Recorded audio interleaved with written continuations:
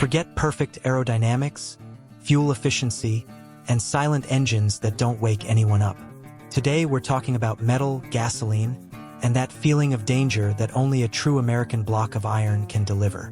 In the history of motorsports, there are fast cars, and then there are muscle cars, machines designed with a single purpose, to dominate the asphalt through brute force and deafening noise. But which of these beasts truly have a soul that has stood the test of time? From track band legends to modern monsters that defy the laws of physics, today we analyze 10 American cars with the soul of pure muscle.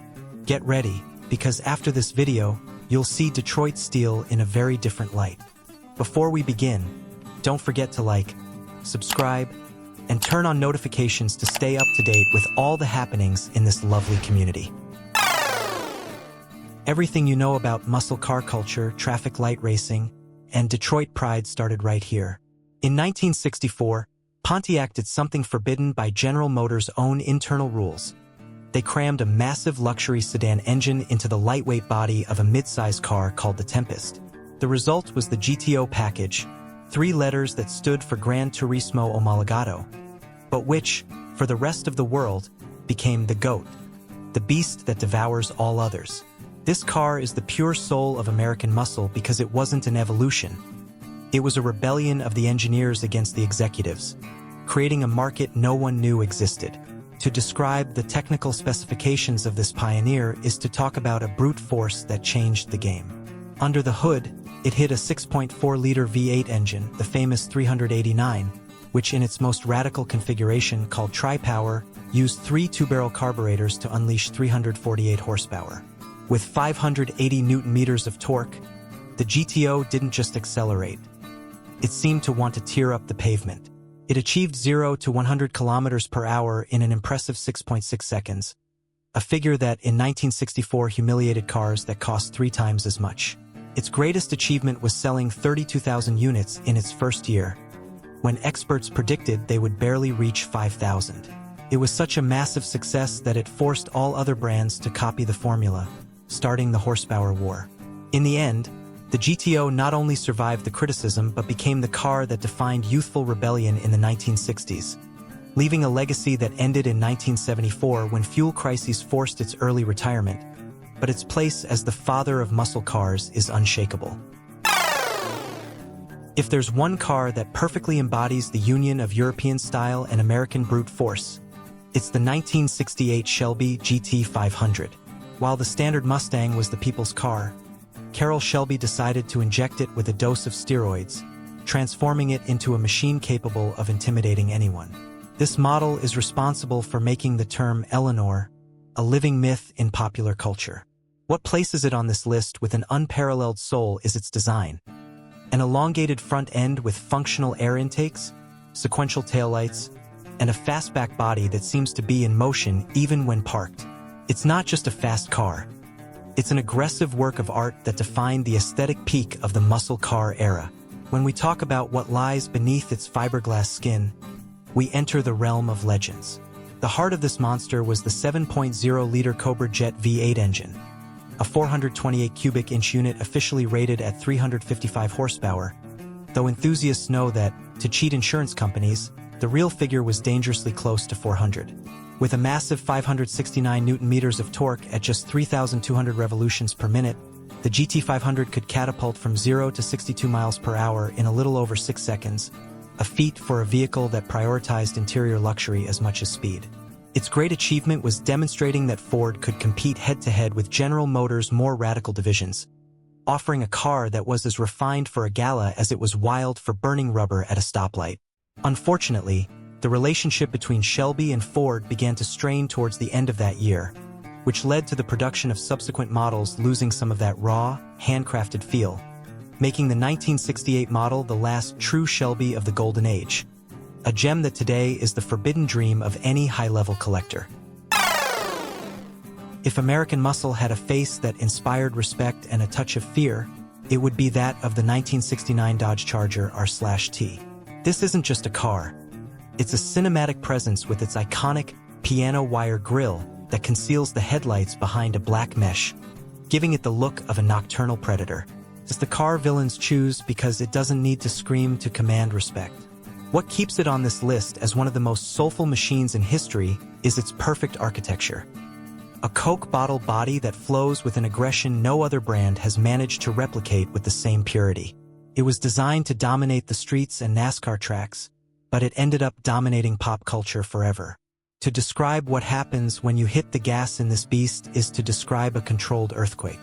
The road and track version came standard with the legendary 7.2-liter Magnum V8 engine, a 440 cubic inch unit that generated 375 horsepower and a brutal 650 newton-meters of torque. It was an engine as reliable as it was destructive, capable of propelling its nearly 2 tons of weight from 0 to 62 miles per hour in exactly 6 seconds. The great achievement of this model was its balance.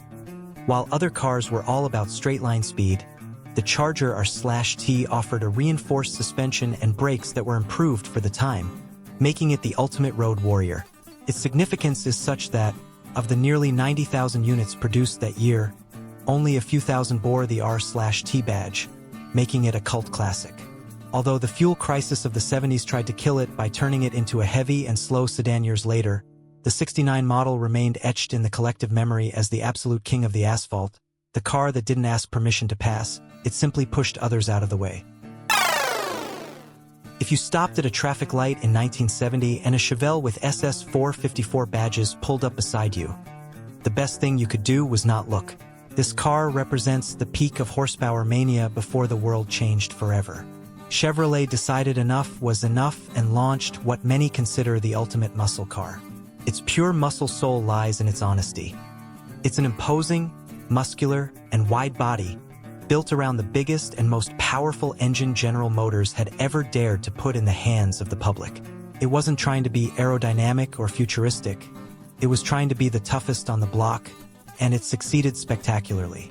The heart of this giant was the legendary 7.4-liter LS6 big block engine. When we recount its figures, we enter the realm of mechanical mythology. This engine delivered an official output of 450 horsepower, although tests of the time suggested it actually exceeded 500. With a devastating 678 newton-meters of torque, the Chevelle SS 454 was capable of twisting its own chassis if you floored the accelerator, achieving 0 to 100 kilometers per hour in a mere 5.4 seconds. A figure that remains respectable today, but in 1970 was simply otherworldly. Its great achievement was marking the end of an era. It was the last great roar before emissions regulations silenced the Detroit Giants. Of the thousands of Chevelle versions that rolled off the assembly line, only a tiny fraction featured the LS6 package, making it a unicorn that today is the centerpiece of any prestigious collection. Its legacy is having been the car that took the muscle car formula to its absolute limit: giant engine, rear-wheel drive, and an unparalleled ability to leave a cloud of smoke and burnt rubber in its wake. If you've ever wondered what absolute power sounds like, the answer lies in the roar of a 1970 Plymouth Hemi, Cuda. This car isn't simply a Barracuda variant. It's a completely different mechanical entity, redesigned to house the most feared engine on the drag strip. With its wide stance, its shaker hood that vibrates violently with every acceleration, and its high-impact colors like Plum Crazy or Vitamin C, the Hemi Cuda is the soul of American muscle taken to the extreme of mystique. It made this list not only for its speed but also for its exclusivity and that sense of imminent danger it projects even when the engine is off. For many, it's the holy grail of Detroit's golden age. The spec sheet of this legend is an ode to racing engineering adapted for the street. Its center of gravity was the massive 7.0-liter Hemi V8 engine, famous for its hemispherical combustion chambers that allowed it to breathe like no other machine on the road. It was rated at 425 horsepower, but in reality, this beast delivered close to 470 horsepower with 664 newton-meters of torque that could shred the rear tires in a matter of seconds. It achieved 0 to 62 miles per hour in 5.6 seconds, covering the quarter mile in a time that humiliated the most refined sports cars in Europe. Its greatest achievement was its rarity. Due to the exorbitant cost of the Hemi engine, only 652 units of this model were manufactured in 1970, instantly turning it into an urban legend. The Cuda represents the exact moment when Plymouth decided that subtlety had no place on the asphalt. What happened to it was a tragic but poetic fate. New environmental laws and the price of fuel made it disappear just 2 years later, transforming it into one of the most expensive and desired pieces in the world, where today an original copy can be worth millions of dollars. For total annihilation on the drag strip, this car shouldn't have existed for the general public. It was born thanks to a shrewd dealer named Fred Gibb, who exploited a loophole in Chevrolet's ordering system known as COPO to create the most lethal Camaro in history. Its pure muscle soul is undeniable because it's the perfect example of function over form. At first glance, it looks like a basic Camaro, without flashy badges or giant spoilers. But beneath that unassuming skin lay the most advanced and expensive engine General Motors had ever built. It's a car that doesn't need to show off because it knows it can humiliate any rival before the light even changes. The specs of this unicorn are, quite simply, a marvel of space engineering applied to asphalt. Its heart was a 7.0-liter V8 engine built entirely of aluminum, based on the engines used in the Can-Am racing series. This engine block was not only incredibly powerful, but it weighed about the same as a small engine, giving the ZL1 a balance and agility that no other muscle car could dream of. Officially, Chevrolet claimed 430 horsepower, but dyno tests revealed the real figure to be over 500 horsepower, with a devastating 610 Newton-meters of torque. It was capable of breaking the 62 miles per hour, 100 kilometers per hour barrier in just 5.3 seconds, a figure that still intimidates today. What makes it legendary is its price and scarcity. The engine alone cost more than a complete new Camaro, resulting in only 69 units being manufactured. Most of these cars ended up being dismantled for racing or destroyed by their own power, making the survivors some of the rarest and most valuable objects in Chevrolet history. It's the car that proved that, when it comes to speed, aluminum and brute force are a sacred combination. If you see this car for the first time and think its design is over the top, you're right, but every line of its bodywork had a life-or-death purpose: to dominate the NASCAR ovals. The Plymouth Superbird wasn't born on an artist's drawing board, but in a wind tunnel. Its raw, muscular soul is unique because it represents the moment when aerodynamics met the brute force of Detroit. With its sharp, shark-nosed front end and that gigantic rear wing nearly a meter tall, the Superbird was built with a single objective: to convince the legendary Richard Petty to return to Plymouth and win races at over 200 miles per hour. It was such a dominant and radical machine that racing authorities eventually banned its configuration, fearing that tire technology couldn't handle the speeds this monster so easily reached. To describe what this titan concealed beneath its hood is to speak of the pinnacle of performance in 1970. The Superbird offered 3 engine options, but the heart that propelled it to Olympus was the imposing 7.0-liter Hemi V8. This unit generated an official 425 horsepower and 664 Newton-meters of torque, allowing this nearly 6-meter-long behemoth to reach 100 kilometers per hour in just 5.5 seconds. Its historic milestone was demonstrating that air could be an ally, not an enemy, being the first production car to utilize a spoiler of such magnitude to generate real downforce. However, its fate was ironic. In 1970, its appearance was so strange to the public that many units remained gathering dust in dealerships. Some sellers even cut off the spoiler to make it look like a normal car in order to sell it. Of the approximately 1,935 units manufactured to meet homologation regulations, only a few survived the scrapyard and oblivion. Today, the Superbird is the ultimate symbol of boundless ambition, a forbidden legend that reminds us that, once upon a time, American cars flew over the asphalt. If the muscle car movement had a defiant, unfiltered face, it would be that of the 1969 Pontiac GTO in its wildest edition, the Judge. This car wasn't born to be elegant or to go unnoticed. It was born as a direct and sarcastic response to the success of the Plymouth Roadrunner. Its name, inspired by a famous line from a comedy show of the time, "Here comes the Judge," was a real warning to anyone who dared to challenge it at a stoplight. With its iconic carousel orange paint, psychedelic graphics, and that rear wing that seemed to mock the rules of design, the Judge is the soul of pure muscle because it embodies the youthful rebellion of the late 60s. A car made to be the center of attention and the terror of the police. Delving into the details of its mechanical prowess, we understand why it sat on the throne of power. The heart of this beast was the 6.6-liter Ram Air 3 V8 engine, designed to draw in cool air directly through functional hood scoops. It officially delivered 366 horsepower, though Pontiac engineers knew the real figure exceeded 370, accompanied by a massive 603 Newton-meters of torque that allowed it to burn rubber with just a touch of the accelerator. It achieved 0 to 62 miles per hour, 100 kilometers per hour, in a mere 6.2 seconds, a feat for a vehicle of its size and weight. Its major milestone was the introduction of innovations like the Endura front bumper, which absorbed impacts without denting, ensuring the front end always looked pristine and aggressive. Of the nearly 7,000 units that rolled off the assembly line that year, very few have survived with their original components, making it an absolute cult classic. What happened to him was the end of an era.